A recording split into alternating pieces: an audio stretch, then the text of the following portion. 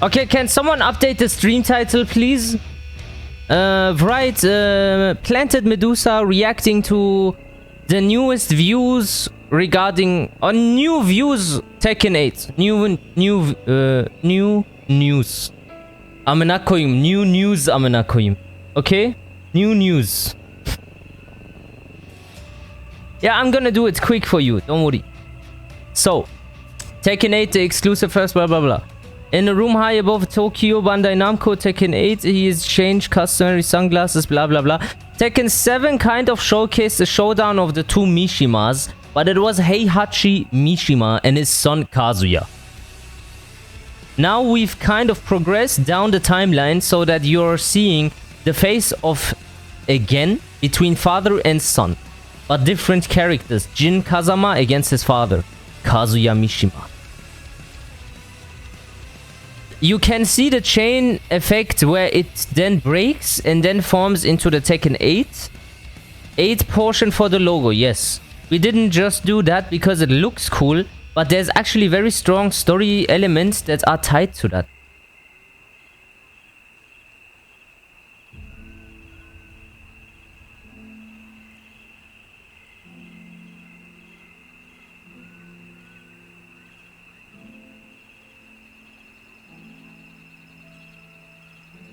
I know what he's trying to say. Oh, listen. The chain from the logo from Tekken 8 at the end, there's a chain, you know, like someone is restricted behind something. And that explodes and turns into an 8. Remember when Jinpachi was under Honmaru chained up and the chains exploded? Bro, I don't know. It's hinting towards some kind of boss fight that is not Kazuya. Like beyond Kazuya and Jin. Beyond Kazuya and Jin. There something is there. Maybe Jinpachi comes back. It does make sense though. You can see the chain effect where it then breaks, blah blah blah. Okay, yeah. This is because Jin's not only really conflicted because of his Mishima roots in the bloodline, but also Devil Gene within him, and how it kind of takes control over his life. So showing the chains break away is kind of showing Jin becoming free of all these things that are restricting him. Oh, okay. Sorry. He's forced to kind of face those elements of himself, but at the same time to face part of that which is his father in this kind of showdown. Okay, out of the window my theory. My theory is out of the window. But does that mean that he has more control over the devil's power as well? I don't know. It doesn't say that though. Tekken 7 had something that appeared similar. That when the characters fell down or during the battle, they would appear to be sweating or something. But that was just a parameter in the game and how it was displayed. This is actually the first time that we are taking rain and outside effects and having that effect of rolling down the characters' models.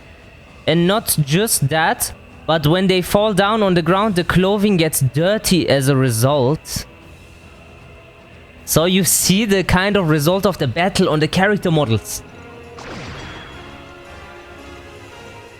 Kizaru.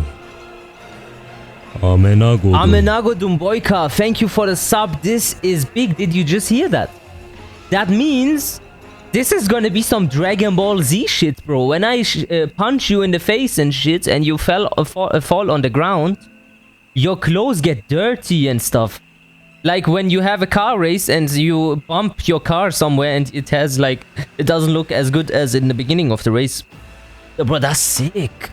That's very sick. Imagine going to the last round, yeah. Evo Finals, Tekken 8's fucking knee versus Aslan Ash, double Luigi, and the fucking clothes are dirty. Kazumi has a blue eye and shit. Bro. Wouldn't that be great? Over the course of a 90 minutes exclusive interview with IGN, HARADA talks about working with Unreal Engine 5 discussing pressing questions about accessibility options and mechanics. Though not rollback netcode. Though not rollback netcode.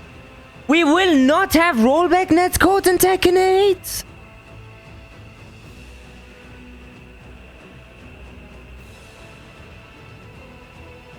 Which is, he feels is too early to talk about. I think they are not sure if they want to implement rollback netcode. Bro, the thing is, if they want to implement rollback netcode, they're just gonna say it. But if they don't know if they can do it, that means that, yeah, we might not get rollback netcode again.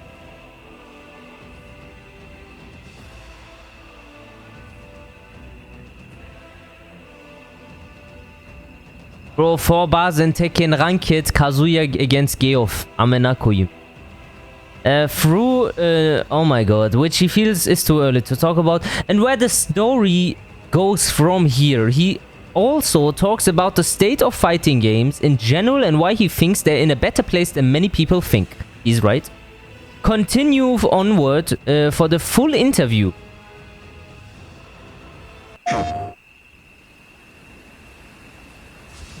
So this is the full interview, yeah? Okay. IGN, you've made a lot Tekken 8 next gen, blah blah blah. I'm just gonna read what HARADA says. It's a very difficult question. From a developer's perspective, not just for us, but the developer in general in the industry, it's different. Users' impression were kind of like an iPhone 4 was being used up until a certain date. And then, okay, now the iPhone 5 is out. It's awesome. It's brand new. Everything works so much better.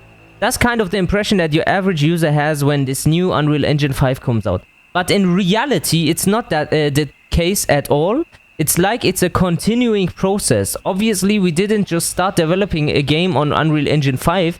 Unreal Engine 5 was announced quite some time ago, but we haven't seen games for it yet.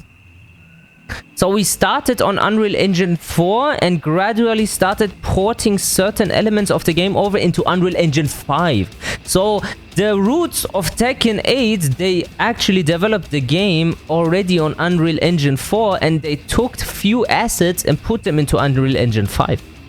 That is interesting. And also confirming the result, like, okay, oh wow, the graphic level on this particular area improved greatly. And then other areas as well, the thing that are important for a fighting game, the response time, those kind of things are stuff that we've been porting out into the game and then figuring out what to expect in that area as well. And we've been working closely with Epic to figure out how to optimize some of those processes for input. So we are just starting and it's going to continue from now on. So, if I understand that correctly, the stage of development Tekken 8 is in right now is how they can reduce the input lag. And why are they working with Epic Games? Is that... Okay, many questions in that sentence. Okay, so they are Unreal Engine is not from Epic, is it? Ah, okay, Epic developed Unreal Engine, then I'm sorry. So they are basically in contact with the Unreal Engine 5 developers to ensure that we have least amount of input delay, which is absolutely crazy. If they can make less input delay for Tekken 8 than Tekken 7, bro, we're gonna have fights. They are gonna look like Dragon Ball Z. Bro, it's gonna be like sidestep, dark, perfect, option select, low parry, this and that. Everything will work if really the input delay is less. Can you talk to me? It really will change a game. A game with less input delay is a different game than with more input delay. Because this game works by frames. So if you have a character that the frames are around 20 to 24... If on the good moves, on the strong moves, on the power lows and stuff, if the input delay is more, this character automatically becomes a little bit better. If the input delay is less, then it automatically becomes worse because you can react to the opponent better. Can you talk to me about the early planning phase of Tekken 8? What were the discussions in the room with the team? Yeah, I mean, obviously, as you can see in the trailer, the graphics are something that we are really focused on. And I know that sounds kind of trite, but if you look back at the franchise and see where it did well, like Tekken 3 on PlayStation 1, maybe Tekken Tag Tournament on PS2. There was the variety of modes and the gameplay that people liked. But an important aspect has always been the kind of graphics people can expect on new hardware.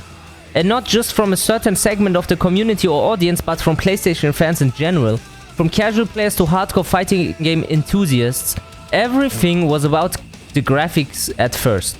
So they really take emphasis on the graphics a lot, apparently, because he thinks that is a very good selling point. The people will be happy when the graphics is good, but we're gonna see the return of Tekken Force and Tekken Ball eventually, because he's talking about a variety of modes, which we don't have anymore. That means like versus battle, team battle, Devil Within that we had in Tekken 5, or maybe like we can expect something. As long as it is not Tekken Bowling, like no one wants that shit. So during the PlayStation 1 days, just to have a game at that time be in polygons and make it look like a showpiece of technology was something that really drove the audience for the game. And we felt that after all these years, that's something that hasn't changed. So we really decided what we wanted to do with the graphic benchmark of the game, what the tone of mana was going to look like visually. All of that was one of the first things, I think, we discussed at the beginning of the project. As we head into Tekken 8, I'm wondering if you can share a perspective on where Jin and Kazuya are right now as characters. Tekken's story has always been about the Mishimas and their blood feuds.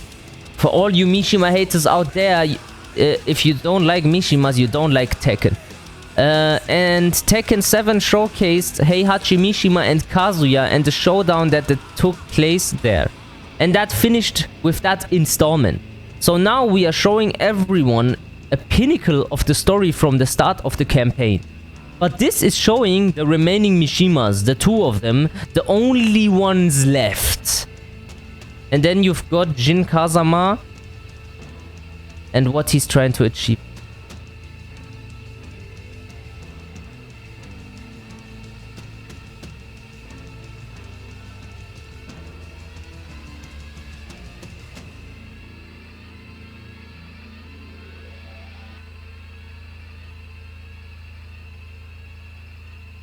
Heihachi will return then. Is that correct? Heihachi will return, bro. He is saying, I read this like twice now, and the way he's phrasing the whole sentence is like a hint, bro. Listen, so we are now showing everyone a pinnacle of the story from the start of the campaign. But this is showing the remaining Mishimas. You would think Jin and Kazuya, but he says the two of them, the only ones left. And then you've got Jin Kazama. So is he saying that from the two of them, the only ones left is like from Heihachi and Kazuya, only Kazuya remains. And the only ones left, then you've got Jin Kazama. So no, actually it says that it's only Jin and Kazuya then. That is a confirmation that Heihachi is dead.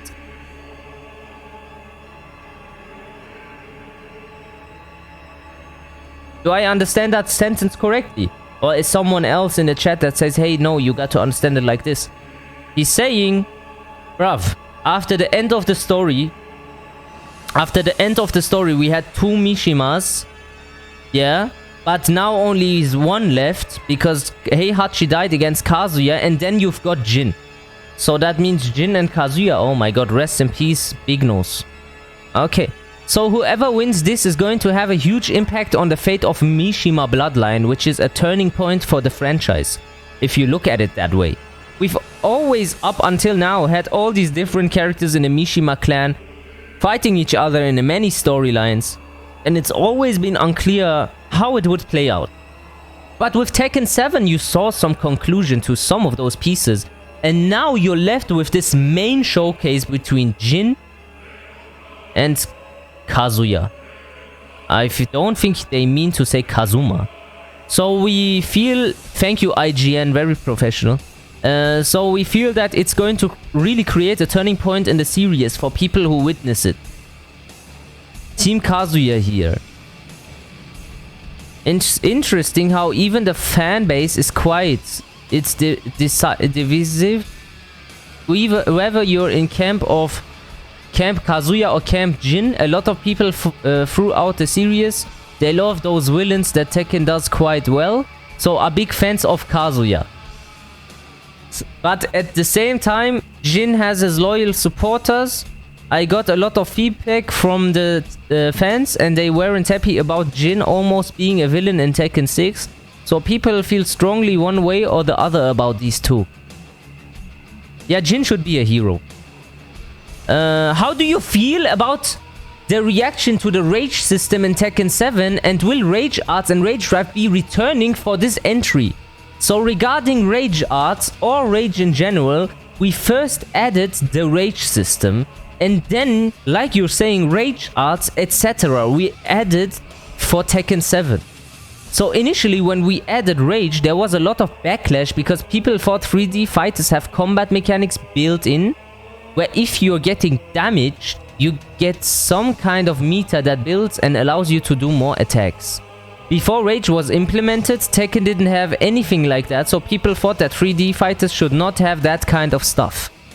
That the only way to win was by being better than your opponent. And what was seen as a comeback mechanic was not very popular at first when people found out about it. Fast forward to Tekken 7 and we have the Rage Arts, Rage Drives, etc. And people had that same kind of opinion where they don't think it fits. But maybe 3 months after the game was out and people had time to digest it and play enough matches, the opinion drastically changed. Hey, this is actually a good addition to the game. It makes it more exciting both to play and to watch. So from that perspective, we feel it worked out quite well for Tekken 7. Regarding Tekken 8, that's something that unfortunately we can't talk about. What's going to happen with the game's mechanics today? That's something that we hope we will look forward to at a later date. I think it's a no-brainer that Rage Drives and Rage Arts gonna come back. I leave that up to your imagination, honestly. Whoever wins this is going to have a huge impact on the franchise if you look at it that way. Will there be an arcade version before updated console version like previous Tekken games? Or straight to console? Unfortunately, for the platforms, we can only talk about the ones that are announced right here. PlayStation 5, Xbox, Steam. What we can say is that this is the first time in the history of the series that we've announced a console version first. So that itself is quite notable, and that's all we can say at this point. Okay, that is for dummies. Hey, motherfucker. The arcades died. We are announcing the game for fucking PlayStation and Xbox. Do you think that the game is gonna come out first on arcades now? Now that we don't have no arcades? I don't think so. So yeah, it's not gonna be in for arcades. There is no arcades. Maybe later on or something. Or maximum at the same time, but never before. And the trailer seems to imply expanded slow-mo during the actual game mechanics. Not just at the end of the round. And I'm wondering if you can comment on that. That's something we can't really comment on decisively, because actually we had points of slow motion in Tekken 7 outside of what you were mentioning, where you have low health, etc. It just wasn't as pronounced, so people didn't notice it as much. It looks cool to have slow motions during the matches, but you can't just put it in whenever you want because it looks cool. It gets in the way because it slows down the tempo, etc. So there's really fine balance that you have to achieve, and that's something that's not been fixed or locked in yet. So we can't say either way at the moment. So they have slow motions at the moment, they just don't know where it's too much and where it's like the balancing point. Because as I mentioned earlier when we are watching the trailer, yo, you see all these flashy slow motions and that perfect backdash and then electric, And then I'm asking, and then Big No says, bro, you can do that in a real fight. And I said, bro, no, I don't think so, because it would slow down the game too much. Imagine every time I sidestep, we get a little slow motion. That is gonna look horrible after some time, after the 1 millionth time. Especially because it's gonna slow down the game.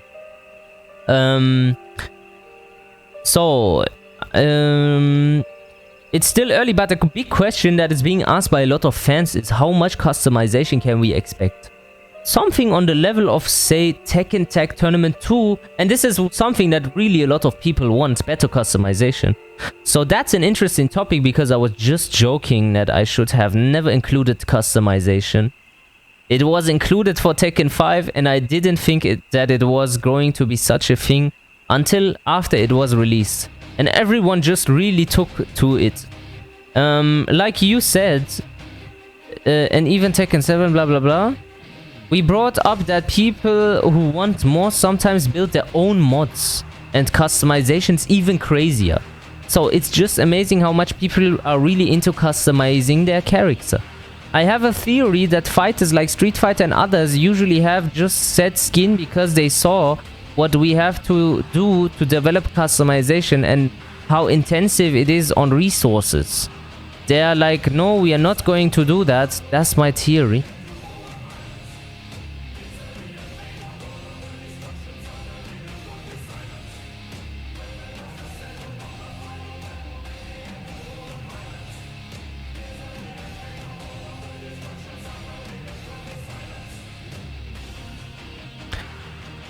Tekken Tag Tournament 2 and even Tekken 7 had a lot of options, but people still want more.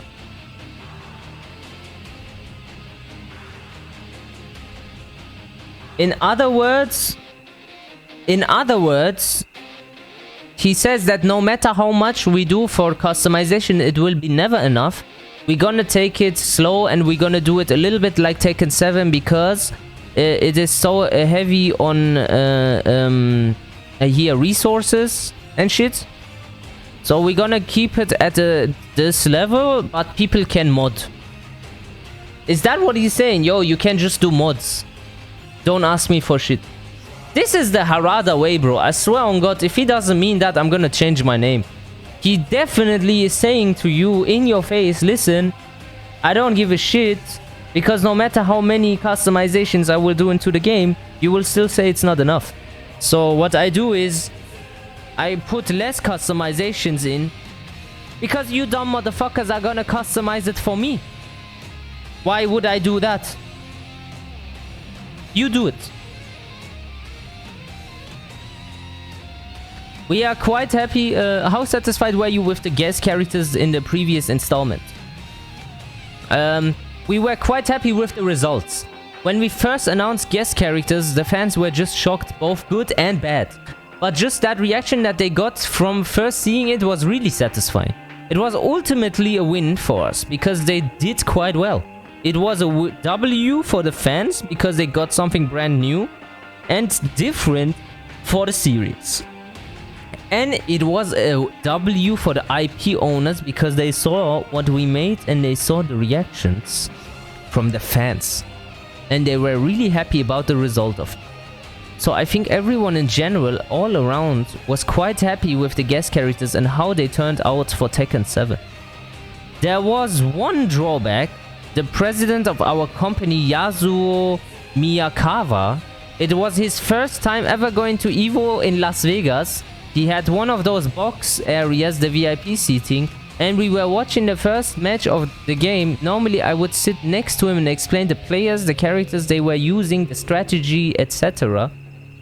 But it was funny because at that same time, just out of the blue, Yasuyuki Oda, who used to work at Capcom, he was at our VIP area. He sat down with the president and said, "Hey, I'm Oda, nice to meet you." And then he sat down, and instead of me explaining what's going on, he was pointing out Akuma for Street Fighter, Geese from the SNK series. So he was quite entertained to see that. But it was like, wow, that's one of the things you have to watch out for with guest characters, I suppose.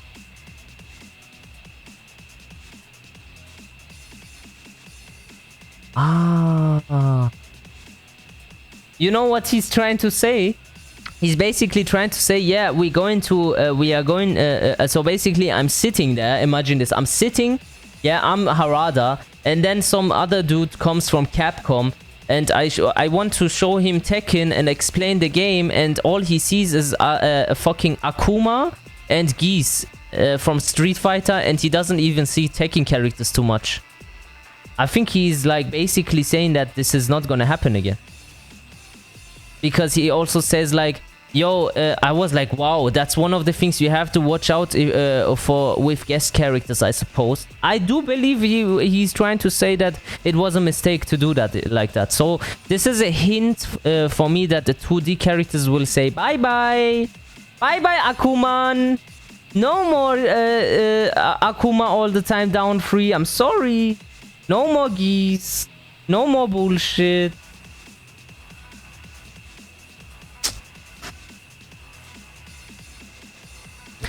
We are not talking about wanting the guest characters to hang around for Tekken 8, but in general. Not even just for Tekken, but in general.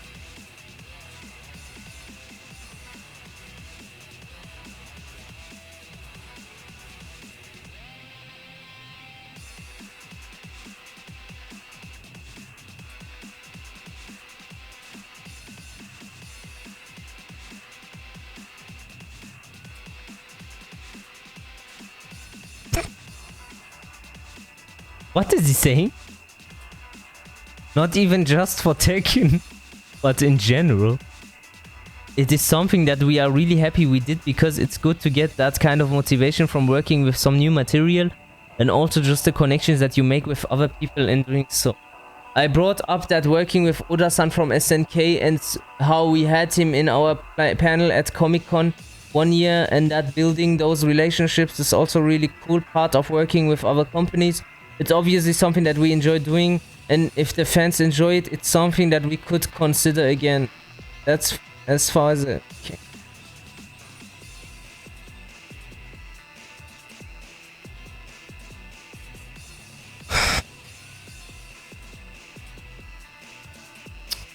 Fuck.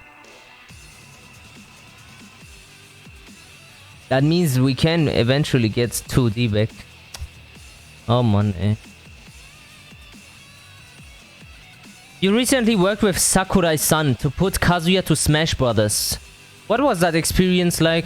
Okay, I'm not interested in that. As you prepare to release Tekken 8 into PS5 is also coming out, what is the state of fighting games in general in your opinion? Not interesting. Project L, maybe there's another shift in the way fighting games with its business model. I don't think they've said yet, but they typically do free-to-play titles. So if they do that with Project L, how that will change writing games is something I'm quite interested to see what happens. It seems like this is such a big moment. You called it a turning point in the story, and you can see it in the tornadoes and the waves and the ships crashing to emphasize that. Can we expect an expanded story mode, especially since that has become more common recently? So that almost falls into something else I'm not allowed to talk about. The more we talk, the more details that we can't touch on come out. But I guess what I can say at this point is that Tekken 7 had a story mode, and the game was really well received from the fans and sold, I think, 9 million copies. We are almost going on to 10 million. Yeah, it's not because your story mode is great that you sold 10 million copies, HARADA. Come on, man. Stop the copium, man. That fucking voice actor was talking like that. Hey, his name was Kazuya Mishima, and that stoked his fire. He wanted to destroy the world. Bro, no one was buying that game because of the story mode, man. So I would say that something that was highly evaluated in the previous installment isn't something that we are looking to shrink. Not just the story mode, but any other mode or option. The fans expect that was there is going to be better in the sequel, we hope. And we realize that we are trying to live up to those expectations. Okay, he's trying to make the story mode better than last time, at least. That's good. But yeah, Yeah, sure you can. It's unfair that they are so capable. I'm a huge PC gamer. I actually like to build my own PC, so for me building a tricked out PC and having the graphical edge over performance edge to play a game is always something that I like to experience. So one of the things that's quite surprising was just how capable both consoles are for such a low price point compared to building a PC. So that's why I said it's unfair that the consoles are that good at that price point. When you say that you're rebuilding everything from the ground up, that's really ambitious, and I'm wondering what are the pitfalls that you're trying to avoid to ensure that this goes as well as possible. There's risk and pitfalls, but also areas that we have a lot of confidence in. For example, one reason we felt confident to just make the graphics from scratch is that we have so many veterans on the team. Most people have been on the series for 10 years or more, many even 20 years. So everyone has a very thorough knowledge of Tekken and what makes it great and what makes it pop with the fans, but also enough experience to avoid the more common pitfalls. But then no matter how much of a veteran you are, there's always that fine balance that you have to break things in order to create something new. So how much you break and how much you rearrange the parts and build it into something new is always a recipe that no one really has a clear-cut answer to. Okay, for example, if we don't break it enough, then people will be like, okay, it's not a brand new game, it's Tekken, a new season or 7.5 or something.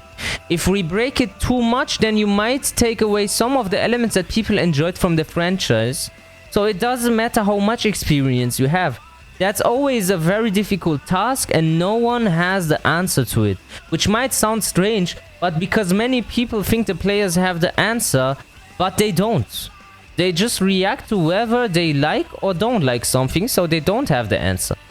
If they did, it would be very easy to just go ask everyone what they want and to make it. That said, it is very important to gather feedback as much as possible from a variety of different groups, but what you do with that feedback is actually more important, so it's very difficult. Okay, so he says, listening to the community is not very helpful because they don't know how to make a game. They just take something and say if it's bad or good, but they cannot balance the game. Yeah, he doesn't think that we can do that. If he wants to make the game like Tekken 8, he's trying to make the game in a way that is gonna be very, is gonna be somehow close to what Tekken 7 did, but enough new stuff for us to say it's different. So this is gonna be interesting how Tekken 8 is gonna be then. I'm gonna expect that Tekken 8 is gonna be like Tekken 7 with some new additions and some things that are gone.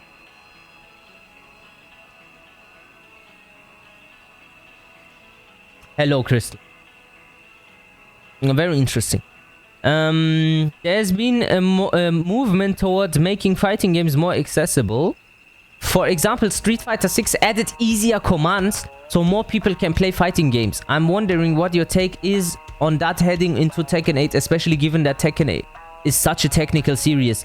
The first thing I should say is that this is in relation to a one-on-one game, a fighting game, not a multiplayer or versus game. If you're just talking about on paper, of course. If you make the controls simpler, it should be more accessible. But that it is just removing one step and you're still going to hit a brick wall eventually. Because once you take away... But that is just removing one step and you... that is so important what he said. Because once you take away the execution of the inputs or whatever you want to call it, you're still going to be able to be a better opponent. For example, there's Othello, which I think you call Versi in English. The black and white chips that are on the board. That's very accessible. There's no difficulty in placing them. It all comes down to strategy. But if someone better than you, they're going to beat you anyways. You're still going to have those emotions of being happy when you win or sad when you lose. So when you take away the execution, you're just removing them there, but they still aren't going to able to beat someone who is better than them unless the game is based more on luck or something like that. But that has other problems because then you're not able to win off your own skill. It just comes down to chance. So it's quite difficult to mention it that way, because I guess it's good for everyone if inputs are easier, but people don't realize that just going to put them at the next step where they still have to sit down and learn how the game works, and then strategies and all of that. That just taking button inputs, making it simpler, isn't going to make you better at the game. He's so right. He is so right, man. That is what I experienced with Kazuya.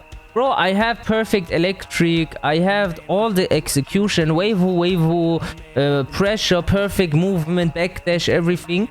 But when I play against good players, they play easy character like Anna, Alisa, and they are very strong and smart, they still win. If I have like an easier Kazuya now, it's just gonna take away from learning the inputs, but even then, I'm just gonna be there and I'm gonna get fucked up. I still need to learn the game. It doesn't matter if they take away execution. Like, you should have execution in games because it's just a fun part of learning. It's just a different layer to the characters. If you take away from that, you just take away from one thing that you should learn, basically. Very, very nice words. So yeah, that's why I don't like hitbox and everything. Human error in execution and everything is part of fighting games, man. No, I didn't say that. It's just my feelings on the topic that's often discussed by the community. What? So from what I'm gathering, you don't intend to pursue accessibility features in Tekken 8. No, you are a dumb motherfucker, man. This guy that is interviewing him is very dumb. No, I didn't say that. It's just me feeling on a topic that's often discussed by the community. We did actually use those kind of inputs. I don't know if you recall, but the rage arts, there's command to do it normally, but you can do it with just one button on the console version. There's also more simplified commands where electric wind god fist or some of these more popular moves that require commands, you can do with just one button. You actually use R1 to shift between different moves with one button, so we already had those features in Tekken 7. What we are doing in Tekken 8, we can't talk about. However, I also say compared to other fighting games, one thing that is different in Tekken is that there's a lot of freedom in the timing of the inputs. Paul has his this step where he goes, and then when you push the right punch, he does their death fist.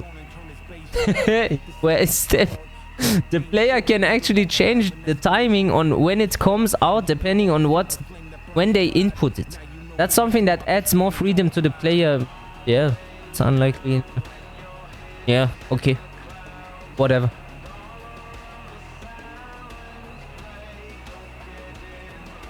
When you look back on almost 30 years with Tekken, I'm just wondering that kind of emotions that leave you with and how that leaves you feeling as we head into Tekken 8.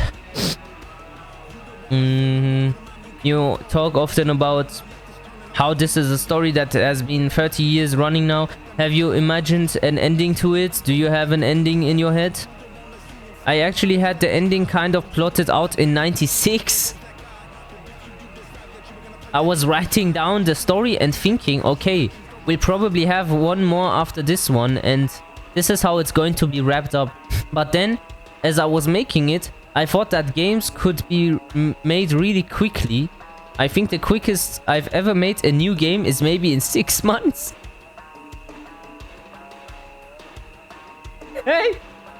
No wonder Tekken 4 was fucking unplayable, you son of a...